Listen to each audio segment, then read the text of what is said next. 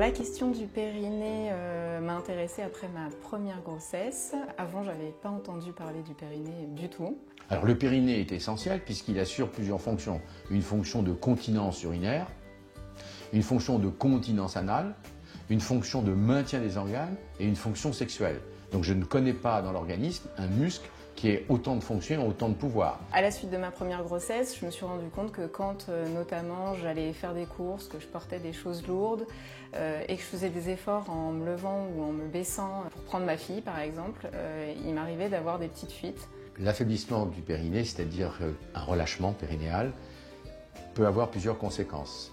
Au minimum, c'est une conséquence sexuelle avec une diminution des sensations vaginales dans les rapports du fait que le vagin est distendu, on appelle ça une béance. Ça peut se traduire aussi par des fuites urinaires, genre de l'éternuement, le saut, la course, tous les événements un peu physiques. Et puis, beaucoup moins connu parce que c'est un terme qui est en général peu apprécié, c'est ce qu'on appelle la descente d'organes. J'ai commencé à avoir des difficultés avec mon périnée, pas après la naissance de mon fils. Je dirais 3-4 ans après, et les problèmes ont commencé à arriver avec des choses basiques, les éternuements, les fous rires, ou alors beaucoup de mal à me retenir quand il fallait aller aux toilettes, par exemple, des choses comme ça, des petites fuites. Un bon périnée peut activer un bon sphincter, et avec ce bon périnée, on a moins de malchance d'avoir une incontinence à l'effort.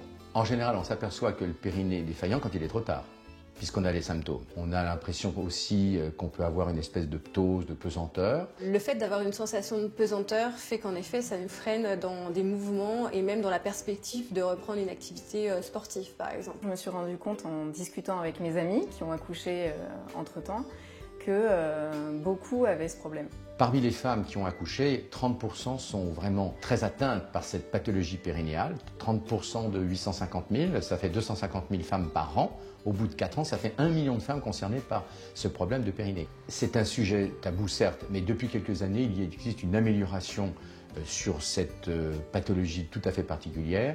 Mais on est quand même surpris de voir que près de 2/3 des patientes ne consultent pas ou ne parlent pas à leur médecin. Si une femme constate au cours de différentes circonstances une incontinence urinaire, elle doit nécessairement en parler soit à son médecin traitant, qu'elle voit plus régulièrement, soit à son gynécologue, soit, dans le cas de l'accouchement, à l'obstétricien qui l'a pris en charge. Mon gynéco me l'a fait tout de suite clairement savoir. Il m'a dit si vous ne prenez pas soin de votre périnée maintenant, dans 10 ans, vous aurez droit à des fuites urinaires.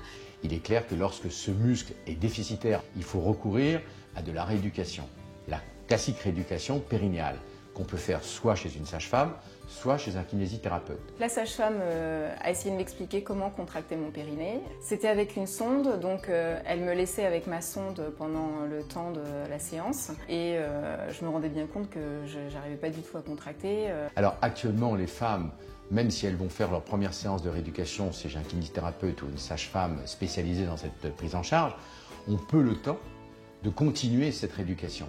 Et c'est là où il y a un intérêt majeur à pratiquer ce qu'on appelle maintenant l'autorééducation à domicile, c'est-à-dire qu'un appareil est mis à disposition pour que la femme puisse, quand elle a le temps, quand elle le peut, continuer à faire elle-même ces séances de rééducation toute seule. C'est pas forcément lié qu'à la grossesse, donc de toute façon, il y a un moment où notre périnée n'est plus suffisant, donc il faut le rééduquer. De libérer la parole sur le périnée, sur l'incontinence urinaire et de pouvoir trouver un produit qui apporte une solution pratique et flexible, c'est super chouette.